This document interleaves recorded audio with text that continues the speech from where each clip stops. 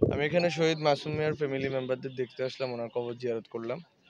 তো আসলে বাংলাদেশে গত জুলাই আগস্টে যে গণ অভ্যুত্থানে যে যারা শহীদ হয়েছেন তাদের তাদের আসলে আত্মত্যাগের বিনিময়ে আসলে আমরা আজকে দায়িত্বে আছি।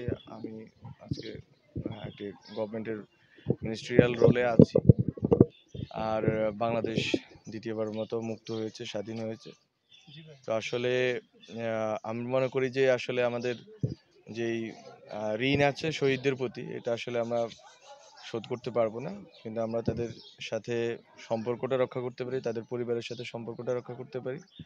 তাদের যে স্পিরিট আছে, যে স্পিরিটের কারণে আওয়ামী লীগ সন্ত্রাসীরা তাকে, আমি শুনতে পেলাম ওনাকে হচ্ছে মেরে ফেলছে, লিঞ্চিং করে, মব লিঞ্চিং করে মেরে ফেলছে, সবাই মিলে একসাথে পিটিয়ে। তো আমার কাছে মনে হয়েছে যে এটা এইভাবে যে সন্ত্রাসী কায়দায় খুনগুলো হয়েছে এবং নিপীড়নগুলো হয়েছে, এবং আমাদের এখনো কয়েক হাজার আহত এখনো হাসপাতালে আছেন, বিভিন্ন জায়গায় তাদের সুস্থ হতে আরও সময় লাগবে, দীর্ঘ সময় লাগবে।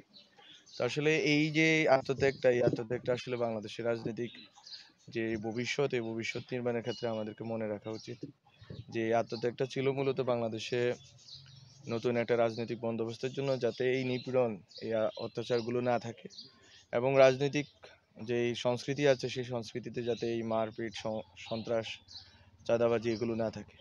তো শহীদদের এবং আহতদের আত্মত্যাগের এই যে চেতনা আছে, যে স্পিরিট আছে, এটাকে যাতে বাংলাদেশের জনগণ ধারণ করে, বিশেষ করে রাজনৈতিক দল এবং দলের নেতৃবৃন্দ ধারণ করে, এটা আমরা আশা রাখি। এবং আমরা জানি এই যারা শহীদ হয়েছেন, আহত হয়েছেন, এখানে যারা অপরাধী আছে তাদের বিচার কার্য শেষ করে যেতে পারি। পুরোটা হয়তো শেষ করা সম্ভব না, বিচার কার্যের আমাদের যে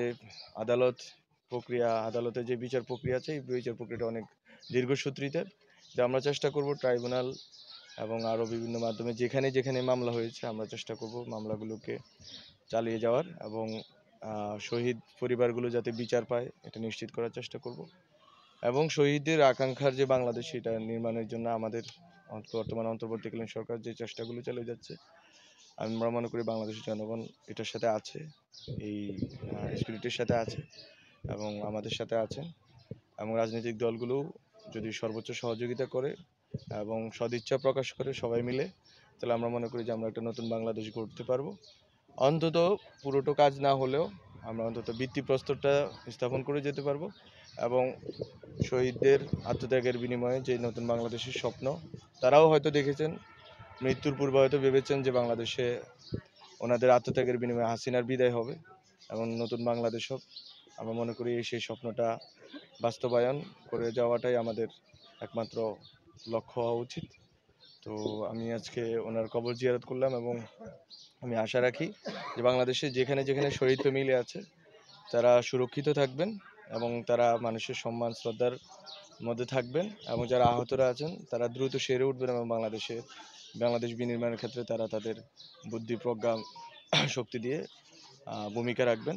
এবং আমরা বাংলাদেশের জনগণকে সাথে পাবো আমাদের যে যতটুকু সময় আমরা আছি। তো এতটুকুই বলার ছিল আজকে।